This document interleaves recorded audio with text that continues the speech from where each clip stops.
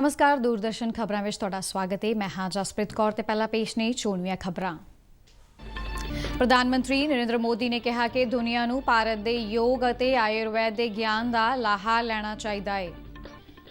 श्रीला भगती वेदांत स्वामी प्रभुपाद दी जयंती ते 125 रुपए दा यादगारी सिक्का जारी कीता।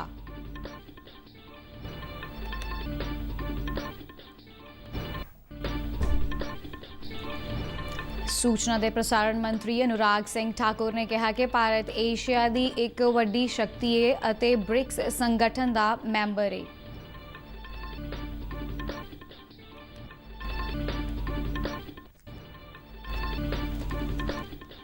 भारतीय फौज रूस विच शुरू हो रहे बहुराष्ट्रीय अभ्यास जापाड़ विच हिस्सा लवेगी।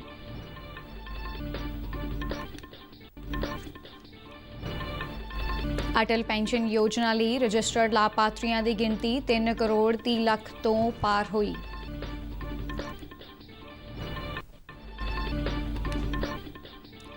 पंजाब के सिक्ख्या विभाग ने विद्यक वरे 2021-22 दौरान किताबां खरीदण लई 16 करोड़ 33 ਲੱਖ रुपए तो वध दीआं रकमां जारी कीतियां।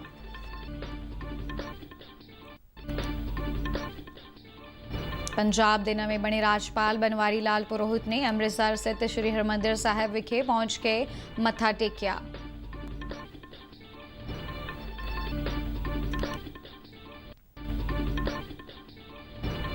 भारत के बैडमिंटन खिडारी सुहास एलवाई ने टोक्यो पैरालंपिक्स विच मर्दां दे सिंगल्स मुकाबले विच अपनी जित यात्रा शुरू की।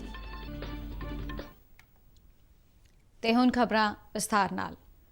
प्रधानमंत्री नरेंद्र मोदी ने कहा कि दुनिया नूं भारत के योग और आयुर्वेद के ज्ञान का लाहा लेना चाहिए है। श्रीला भगती वेदांत स्वामी प्रभुपाद की 125वीं जयंती से वीडियो कॉन्फ्रेंसिंग राही 125 रुपए का एक यादगारी सिक्का जारी करदे प्रधानमंत्री ने कहा कि स्वामी प्रभुपाद न सिर्फ भगवान कृष्ण के महान भगत सन सगों मन्ने परमने देशभक्त भी सन। उन्होंने कहा कि श्रीला प्रभुपाद दे आज़ादी की लड़ाई में हिस्सा लिया। उन्होंने ना मिलवर्तन अंदोलन के चलदियां स्कॉटिश कॉलेज तो डिप्लोमा लैण तो मना कर दिता सी। प्रधानमंत्री ने कहा कि जदों कोई भी भारतीय दुनिया के किसी भी देश की यात्रा ते जांदा है तां जदों उत्थों दे लोग उसनूं हरे कृष्णा कहंदे ने तां उसनूं अपनेपन का एहसास अते गौरव महसूस होंदा है। प्रधानमंत्री ने कहा कि भारत का योग ज्ञान इसकी स्थाई जीवन शैली अते आयुर्वेद वर्गी साइंस दुनिया भर में फैली हुई है। उन्होंने कहा कि साडा यह संकल्प है कि समूचा विश्व इसका लाहा लवेगा। उन्होंने कहा कि गुलामी के दौर भगती ने ही भारत की आस्था नूं जिंदा रखा सी। प्रधानमंत्री ने कहा कि भगती नान आस्था समाजिक वर्गीकरण अते विशेष अधिकार के भेदभाव खत्म करके परमात्मा नाल जुड़िया जा सकता है। उन्होंने कहा कि औखे वेले विच चैतन्य महाप्रभु वर्गे संतां ने समाज नूं पूजा की भावना नाल जोड़िया ते विश्वास नूं आस्था का मंत्र दिता।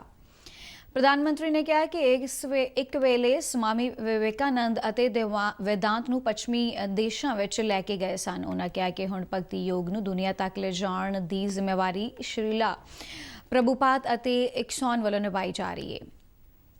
उन्होंने दुनिया को कितना कुछ दे सकता है,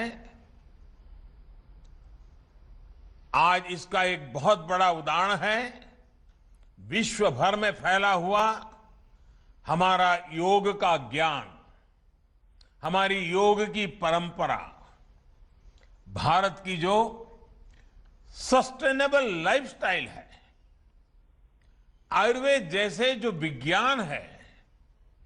हमारा संकल्प है कि इसका लाभ पूरी दुनिया को मिले।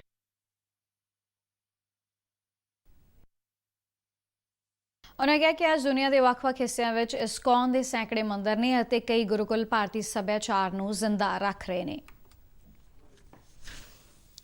सूचना ते प्रसारण मंत्री अनुराग सिंह ठाकुर ने कहा कि भारत एशिया विच एक वड्डी शक्ति है ते ब्रिक्स संगठन का मैंबर है। उन्होंने कहा कि मैंबर देशों विचाले संबंधित मजबूत बनाने विच भारत अहम भूमिका निभावेगा। अनुराग ने कहा कि पहली ब्रिक्स फिल्म सूचना तकनोलॉजी गोष्ठी सारे मैंबर देशों नूं एक मंच ते लियाउण दी दिशा विच चुक्या गया एक कदम है। सूचना ते प्रसारण मंत्रालय ते फिल्म अते टैलीविजन इंस्टीट्यूट ऑफ इंडिया वालों सांझे तौर पर करवाई गई गोष्ठी दे वर्चुअल उद्घाटन समागम दौरान बोलदे अनुराग ने कहा कि फिल्मां ਕਲਾ ਤੇ ਸੱਭਿਆਚਾਰ ਰਾਹੀਂ ਭਾਰਤ ਕੋਲ ਸਹਿਯੋਗ ਦੇ ਕਈ ਮੌਕੇ ਨੇ, ਜਿਸ ਨਾਲ ਫਿਲਮੀ ਵਪਾਰ ਦੇ ਵਿਕਾਸ ਅਤੇ ਤਰੱਕੀ ਵਿੱਚ ਮਦਦ ਮਿਲੇਗੀ।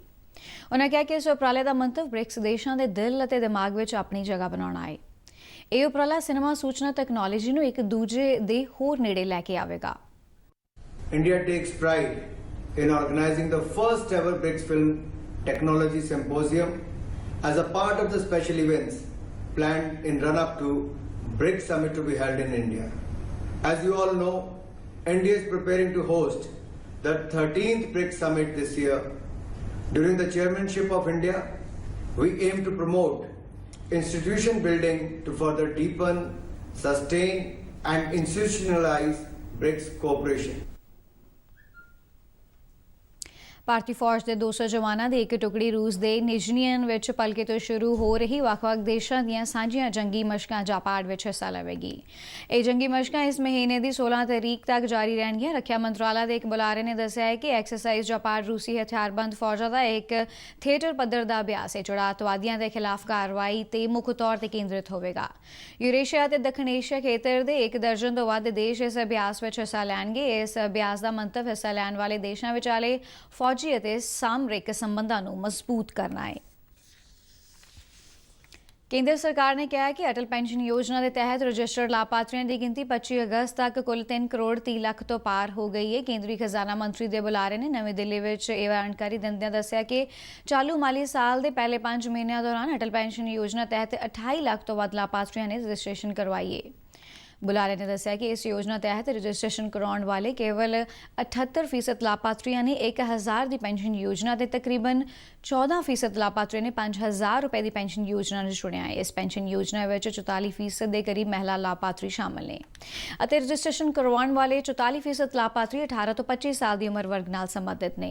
ਇਸ ਯੋਜਨਾ ਦਾ ਲਾਭ ਦੇਸ਼ ਦਾ 18 ਤੋਂ 40 ਸਾਲ ਉਮਰ ਵਰਗ ਦਾ ਕੋਈ ਵੀ ਨਾਗਰਿਕ ਲੈ ਸਕਦਾ ਹੈ, ਜਿਸ ਦਾ ਬੈਂਕ ਜਾਂ ਡਾਕਖਾਨੇ ਵਿੱਚ ਬਚਤ ਖਾਤਾ ਹੋਣਾ ਲਾਜ਼ਮੀ ਹੈ। ਇਸ ਯੋਜਨਾ ਤਹਿਤ ਲਾਭਪਾਤਰੀਆਂ ਨੂੰ 60 ਸਾਲ ਦੀ ਉਮਰ ਵਿੱਚ ਉਸ ਵੱਲੋਂ ਪਾਏ ਗਏ ਯੋਗਦਾਨ ਦੇ ਆਧਾਰ ਤੇ ਹਰ ਮਹੀਨੇ 1000 ਤੋਂ 5000 ਰੁਪਏ ਤੱਕ ਦੀ ਘੱਟੋ-ਘੱਟ ਗਾਰੰਟੀ ਪੈਨਸ਼ਨ ਰਾਸ਼ੀ ਦਾ ਲਾਭ ਮਿਲੇਗਾ। ਸਿੱਖਿਆ ਮੰਤਰੀ ਵਿਜੇ ਇੰਦਰ ਸਿੰਗਲਾ ਦੀਆਂ ਹਦਾਇਤਾਂ ਤੇ ਸਿੱਖਿਆ ਵਿਭਾਗ ਨੇ ਵਿਦਿਅਕ ਸੈਸ਼ਨ 2021-22 ਦੌਰਾਨ ਕਿਤਾਬਾਂ ਖਰੀਦਣ ਲਈ 16 ਕਰੋੜ 33 ਲੱਖ 80 ਹਜ਼ਾਰ ਤੋਂ ਵੱਧ ਦੀਆਂ ਰਕਮਾਂ ਜਾਰੀ ਕੀਤੀਆਂ ਨੇ। ਇਨ੍ਹਾਂ ਰਕਮਾਂ ਨਾਲ ਸਕੂਲਾਂ ਦੀਆਂ ਲਾਇਬ੍ਰੇਰੀਆਂ ਦਾ ਪੱਧਰ ਹੋਰ ਉੱਚਾ ਚੁੱਕਣ ਅਤੇ ਵਿਦਿਆਰਥੀਆਂ ਨੂੰ ਪੜ੍ਹਨ ਲਈ ਵਧੀਆ ਕਿਤਾਬਾਂ ਮੁਹੱਈਆ ਕਰਵਾਈਆਂ ਜਾਣਗੀਆਂ। ਸਿੱਖਿਆ ਵਿਭਾਗ ਦੇ ਇੱਕ ਬੁਲਾਰੇ ਨੇ ਚੰਡੀਗੜ੍ਹ ਵਿੱਚ ਦੱਸਿਆ ਕਿ ਸੂਬੇ ਦੇ ਸਾਰੇ 19,145 ਸਕੂਲਾਂ ਨੂੰ ਕਿਤਾਬਾਂ ਖਰੀਦਣ ਲਈ 16 ਕਰੋੜ 33 ਲੱਖ 80 ਹਜ਼ਾਰ ਰੁਪਏ ਤੋਂ ਵੱਧ ਦੀਆਂ ਰਕਮਾਂ ਜਾਰੀ ਕੀਤੀਆਂ ਗਈਆਂ ਨੇ। ਬੁਲਾਰੇ ਨੇ ਦੱਸਿਆ ਕਿ ਸੂਬੇ ਵਿੱਚ 12,830 ਪ੍ਰਾਇਮਰੀ ਸਕੂਲ, 2,655 ਅਪਰ ਪ੍ਰਾਇਮਰੀ ਸਕੂਲ, 1,697 ਸੈਕੰਡਰੀ ਸਕੂਲ ਅਤੇ 1,963 ਸੀਨੀਅਰ ਸੈਕੰਡਰੀ ਸਕੂਲਾਂ ਨੂੰ ਰਕਮਾਂ ਜਾਰੀ ਕੀਤੀਆਂ ਜਾਣਗੀਆਂ। ਬੁਲਾਰੇ ਨੇ ਦੱਸਿਆ ਕਿ ਪਹਿਲਾਂ ਹੀ ਲਾਇਬ੍ਰੇਰੀਆਂ ਲਈ ਕਿਤਾਬਾਂ ਖਰੀਦਣ ਲਈ ਸਕੂਲ ਪੱਧਰ ਤੇ ਕਮੇਟੀਆਂ ਬਣਾਉਣ ਅਤੇ ਮਾਹਿਰ ਕਮੇਟੀ ਵੱਲੋਂ ਸਿਫਾਰਿਸ਼ ਕੀਤੀਆਂ ਕਿਤਾਬਾਂ ਹੀ ਖਰੀਦਣ ਦੇ ਹੁਕਮ ਜਾਰੀ ਕੀਤੇ ਜਾ ਚੁੱਕੇ ਨੇ। ਵਿਭਾਗ ਵੱਲੋਂ ਪੰਜਾਬ ਦੇ ਇਤਿਹਾਸ, ਸੱਭਿਆਚਾਰ, ਭੂਗੋਲ, ਸਮਾਜ, ਲੋਕ ਸਾਹਿਤ ਅਤੇ ਜਾਂ ਬੋਲੀਆਂ ਤੇ ਆਧਾਰਿਤ ਵਧੇਰੇ ਕਿਤਾਬਾਂ ਖਰੀਦਣ ਦੀ ਹਦਾਇਤ ਦਿੱਤੀ ਗਈ ਹੈ। ਪ੍ਰਾਇਮਰੀ ਸਕੂਲਾਂ ਦੇ ਵਿਦਿਆਰਥੀਆਂ ਵਿੱਚ ਪੜ੍ਹਨ ਦੀ ਆਦਤ ਪੈਦਾ ਕਰਨ ਅਤੇ ਉਹਨਾਂ ਨੂੰ ਇਸ ਪਾਸੇ ਹੋਰ ਆਕਰਸ਼ਿਤ ਕਰਨ ਲਈ ਰੰਗਦਾਰ ਤਸਵੀਰਾਂ ਵਾਲੀਆਂ ਕਿਤਾਬਾਂ ਦੀ ਖਰੀਦ ਕਰਨ ਤੇ ਜ਼ੋਰ ਦਿੱਤਾ ਗਿਆ ਹੈ। ਪੰਜਾਬ ਦੇ ਨਵੇਂ ਬਣੇ ਰਾਜਪਾਲ ਬਨਵਾਰੀ ਲਾਲ ਪੁਰੋਹਿਤ ਨੇ ਅਹੁਦਾ ਸੰਭਾਲਣ ਮਗਰੋਂ ਅੰਮ੍ਰਿਤਸਰ ਵਿਖੇ ਸੱਚਖੰਡ ਸ੍ਰੀ ਹਰਿਮੰਦਰ ਸਾਹਿਬ ਪਹੁੰਚ ਕੇ ਮੱਥਾ ਟੇਕਿਆ ਅਤੇ ਗੁਰੂ ਘਰ ਦਾ ਆਸ਼ੀਰਵਾਦ ਪ੍ਰਾਪਤ ਕੀਤਾ। ਰਾਜਪਾਲ ਦੀ ਆਮਦ ਦੇ ਮੱਦੇਨਜ਼ਰ ਅੰਮ੍ਰਿਤਸਰ ਪੁਲਿਸ ਵੱਲੋਂ ਸੁਰੱਖਿਆ ਦੇ ਕਰੜੇ ਬੰਦੋਬਸਤ ਕੀਤੇ ਗਏ ਸਨ। ਸ੍ਰੀ ਦਰਬਾਰ ਸਾਹਿਬ ਦੀ ਪਰਿਕਰਮਾ ਕਰਨ ਮਗਰੋਂ ਉਹਨਾਂ ਕੀਰਤਨ ਸਰਵਣ ਕੀਤਾ ਅਤੇ ਹਰਿਮੰਦਰ ਸਾਹਿਬ ਵਿਖੇ ਨਤਮਸਤਕ ਹੋਏ। ਰਾਜਪਾਲ ਨੂੰ ਸੱਚਖੰਡ ਦਰਬਾਰ ਸਾਹਿਬ ਦੇ ਅਰਦਾਸੀਆਂ ਬਲਜੀਤ ਸਿੰਘ ਵੱਲੋਂ ਗੁਰੂ ਘਰ ਦੀ ਬਖਸ਼ਿਸ਼ ਸਿਰੋਪਾਰ ਦੇ ਕੇ ਸਨਮਾਨਿਤ ਕੀਤਾ ਗਿਆ। ਉਸ ਤੋਂ ਬਾਅਦ ਦਰਬਾਰ ਸਾਹਿਬ ਦੇ ਸੂਚਨਾ ਕੇਂਦਰ ਵਿੱਚ ਰਾਜਪਾਲ ਨੂੰ SGPC ਦੇ ਸੀਨੀਅਰ ਮੀਤ ਪ੍ਰਧਾਨ ਸੁਰਜੀਤ ਸਿੰਘ ਪਿੱਟੇਵੱਡ ਅਤੇ ਜਨਰਲ ਸਕੱਤਰ ਭਗਵੰਤ ਸਿੰਘ ਸਿਆਲਕਾ ਨੇ ਸਿਰੋਪਾਓ ਦਿੱਤਾ। ਗੋਲਡਨ ਟੈਂਪਲ ਦਾ ਮਾਡਲ, ਧਾਰਮਿਕ ਪੁਸਤਕਾਂ ਦੇ ਸੈੱਟ ਨਾਲ ਸਨਮਾਨਿਤ ਕੀਤਾ। ਸ਼੍ਰੀ ਦਰਬਾਰ ਸਾਹਿਬ ਦੇ ਦਰਸ਼ਨਾਂ ਤੋਂ ਬਾਅਦ ਰਾਜਪਾਲ ਬਨਵਾਰੀ ਲਾਲ ਪੁਰੋਹਿਤ ਦੁਰਗਿਆਣਾ ਮੰਦਿਰ ਵਿਖੇ ਨਤਮਸਤਕ ਹੋਏ। ਦੁਰਗਿਆਣਾ ਮੰਦਿਰ ਕਮੇਟੀ ਵੱਲੋਂ ਰਾਜਪਾਲ ਨੂੰ ਸ਼੍ਰੀ ਦੁਰਗਿਆਣਾ ਮੰਦਿਰ ਦੀ ਫੋਟੋ ਭੇਟ ਕਰਕੇ ਸਨਮਾਨਿਤ ਕੀਤਾ ਗਿਆ। ਇਸ ਸਮੇਂ ਰਾਜਪਾਲ ਦੇ ਨਾਲ ਅੰਮ੍ਰਿਤਸਰ ਦੇ deputy commissioner Gurpreet Singh Khaira, police commissioner Vikramjit Singh Duggal ਤੇ ਹੋਰ ਅਧਿਕਾਰੀ ਵੀ ਮੌਜੂਦ ਸਨ। ਰਾਜਪਾਲ ਨੇ ਜਲਿਆਂਵਾਲਾ ਬਾਗ ਪਹੁੰਚ ਕੇ ਸ਼ਹੀਦਾਂ ਨੂੰ ਸ਼ਰਧਾਂਜਲੀਆਂ ਭੇਟ ਕੀਤੀਆਂ। ਜ਼ਿਕਰਯੋਗ ਹੈ ਕਿ ਬੀਤੇ ਦਿਨ ਸ਼੍ਰੀ ਬਨਵਾਰੀ ਲਾਲ ਪੁਰੋਹਿਤ ਨੇ ਪੰਜਾਬ ਦੇ ਨਵੇਂ ਰਾਜਪਾਲ ਵਜੋਂ ਸਹੁੰ ਚੁੱਕੀ ਸੀ। ਬਨਵਾਰੀ ਲਾਲ ਪੁਰੋਹਿਤ ਨੇ ਸ਼੍ਰੀ VP ਸਿੰਘ ਬਦਨੌਰ ਦੀ ਥਾਂ ਲਈ ਹੈ ਅਤੇ ਉਹ ਪੰਜਾਬ ਦੇ 35ਵੇਂ ਰਾਜਪਾਲ ਨੇ। Indian institute of technology Ropar ਤੇ ਕਾਨਪੁਰ ਅਤੇ ਦਿੱਲੀ ਯੂਨੀਵਰਸਿਟੀ ਦੇ ਪ੍ਰਬੰਧਨ ਅਧਿਐਨ ਵਿੱਚ ਦੀ ਫੈਕਲਟੀ ਦੇ ਉੱਭਰਦੇ ਵਿਗਿਆਨੀਆਂ ਨੇ ਇੱਕ ਜੀਵੰਤ ਪੌਦਾ ਆਧਾਰਿਤ air purifier you breathe life ਵਿਕਸਿਤ ਕੀਤਾ ਹੈ ਜੋ ਇੰਡੋਰ ਥਾਵਾਂ ਤੇ ਹਵਾ ਨੂੰ ਸ਼ੁੱਧ ਕਰਨ ਦੀ ਪ੍ਰਕਿਰਿਆ ਵਧਾਉਂਦਾ ਹੈ। ਇਹ ਇੰਡੋਰ ਜਗ੍ਹਾ ਹਸਪਤਾਲ, ਸਕੂਲ, ਦਫ਼ਤਰ ਜਾਂ ਘਰਾਂ ਵਿੱਚ ਹੋ ਸਕਦੀ ਹੈ।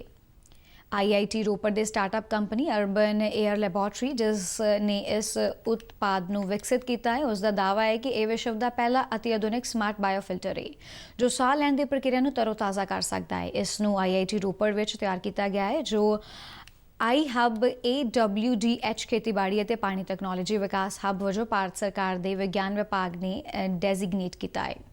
ਇਹ ਤਕਨਾਲੋਜੀ ਪੌਦਿਆਂ ਦੇ ਕੁਦਰਤੀ ਪੱਤਿਆਂ ਰਾਹੀਂ ਹਵਾ ਨੂੰ ਸਾਫ਼ ਕਰਨ ਦੁਆਰਾ ਕੰਮ ਕਰਦੀ ਹੈ। ਕਮਰੇ ਦੀ ਹਵਾ ਪੱਤਿਆਂ ਨਾਲ ਮੇਲ ਜੋਲ ਕਰਦੀ ਹੈ ਅਤੇ ਮਿੱਟੀ ਦੀ ਜੜ ਵਾਲੀ ਜ਼ੋਨ ਵਿੱਚ ਚਲੀ ਜਾਂਦੀ ਹੈ ਜਿੱਥੇ ਵੱਧ ਤੋਂ ਵੱਧ ਮਾਤਰਾ ਵਿੱਚ ਪ੍ਰਦੂਸ਼ਿਤ ਤੱਤਾਂ ਨੂੰ ਸਾਫ਼ ਕੀਤਾ ਜਾਂਦਾ ਹੈ।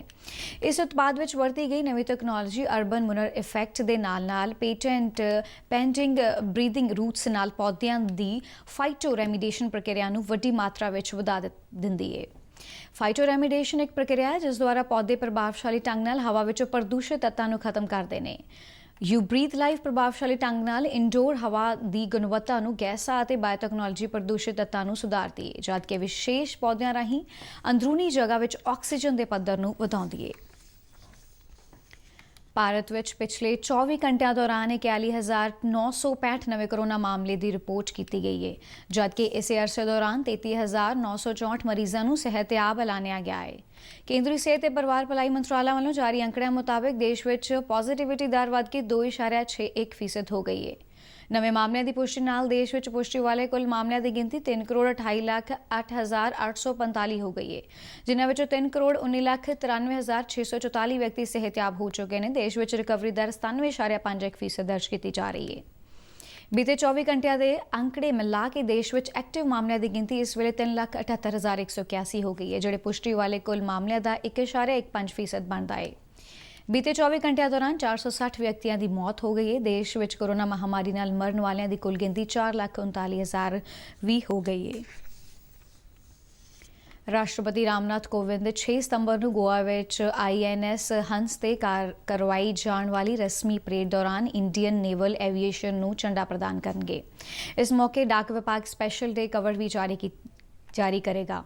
ਇਸ ਸਮਾਗਮ ਵਿੱਚ ਗੋਆ ਦੇ ਰਾਜਪਾਲ, ਰੱਖਿਆ ਮੰਤਰੀ, ਗੋਆ ਦੇ ਮੁੱਖ ਮੰਤਰੀ, ਜਲ ਸੈਨਾ ਪ੍ਰਮੁੱਖ ਅਤੇ ਹੋਰ ਅਧਿਕਾਰੀ ਉੱਘੀਆਂ ਹਸਤੀਆਂ ਦੇ ਮੌਜੂਦ ਰਹਿਣ ਦੀ ਉਮੀਦ ਹੈ। ਰਾਸ਼ਟਰ ਦੀ ਵਿਲੱਖਣ ਸੇਵਾ ਲਈ ਕਿਸੇ ਵੀ ਸੈਨਿਕ ਇਕਾਈ ਨੂੰ ਪ੍ਰਦਾਨ ਕੀਤੇ ਜਾਣ ਵਾਲਾ ਰਾਸ਼ਟਰਪਤੀ ਦਾ ਝੰਡਾ ਸਰਵਉੱਚ ਸਨਮਾਨ ਹੁੰਦਾ ਹੈ। ਭਾਰਤੀ ਹਥਿਆਰਬੰਦ ਬਲਾਂ ਵਿੱਚ ਭਾਰਤੀ ਜਲ ਸੈਨਾ ਨੂੰ ਸਭ ਤੋਂ ਪਹਿਲਾਂ ਇਹ ਸਨਮਾਨ ਮਿਲਿਆ ਸੀ ਜਦ ਭਾਰਤ ਦੇ ਉਸ ਸਮੇਂ ਦੇ ਰਾਸ਼ਟਰਪਤੀ ਡਾਕਟਰ ਰਾਜਿੰਦਰ ਪ੍ਰਸਾਦ ਨੇ 27 ਮਈ 1951 ਨੂੰ ਉਸ ਨੂੰ ਝੰਡਾ ਪ੍ਰਦਾਨ ਕੀਤਾ। ਇਸ ਮੌਕੇ ਰਾਸ਼ਟਰਪਤੀ ਦਾ ਝੰਡਾ ਜਾਂ ਰਾਸ਼ਟਰਪਤੀ ਕਲਰ ਜਲ ਸੈਨਾ ਦੇ ਦੱਖਣੀ ਕਮਾਨ, ਪੂਰਬੀ ਕਮਾਨ, ਪੱਛਮੀ ਕਮਾਨ, ਪੂਰਬੀ ਬੇੜੇ, ਪੱਛਮੀ ਬੇੜੇ, ਪਣਡੁੱਬੀ ਇਕਾਈ, INS ਸ਼ਿਵਾਜੀ ਅਤੇ ਭਾਰਤੀ ਨੇਵਲ ਅਕਾਦਮੀ ਨੂੰ ਵੀ ਪ੍ਰਾਪਤ ਹੋਇਆ। ਇੰਡੀਅਨ ਨੇਵਲ ਐਵੀਏਸ਼ਨ ਉਸ ਸਮੇਂ ਹੋਂਦ ਵਿੱਚ ਆਇਆ ਜਦ 13 ਜਨਵਰੀ 1951 ਨੂੰ ਪਹਿਲਾ ਸੀ ਲੈਂਡ ਹਵਾਈ ਜਹਾਜ਼ ਖਰੀਦਿਆ ਗਿਆ ਸੀ। 11 ਮਈ 1953 ਨੂੰ ਪਹਿਲਾ ਜਲ ਸੈਨਾ ਹਵਾਈ ਸਟੇਸ਼ਨ INS ਗਰੁੜ ਲਾਂਚ ਕੀਤਾ ਗਿਆ ਸੀ। 1958 ਵਿੱਚ ਹਥਿਆਰਬੰਦ ਫਾਇਰਫਲਾਈ ਹਵਾਈ ਜਹਾਜ਼ ਦੇ ਆਉਣ ਨਾਲ ਜਲ ਸੈਨਾ ਦੀ ਤਾਕਤ ਵਧੀ। ਇਸ ਤਰ੍ਹਾਂ ਉਹ ਅਜੇਤੂ ਜਲ ਸੈਨਾ ਦਾ ਅਨਿੱਖੜਵਾਂ ਅੰਗ ਬਣ ਗਿਆ। ਇਸ ਵਿੱਚ ਭਾਰਤੀ ਜਲ ਸੈਨਾ ਹਵਾਈ ਬੇੜਾ INS 550 ਦੇਸ਼ ਨੂੰ ਸਮਰਪਿਤ ਕੀਤਾ ਗਿਆ। ਇਸ ਸਕੁਆਡਰਨ ਵਿੱਚ 10 ਸੀ ਲੈਂਡ, 10 ਫਾਇਰਫਲਾਈ ਅਤੇ 3 HT 2 ਹਵਾਈ ਜਹਾਜ਼ ਸ਼ਾਮਲ ਸਨ।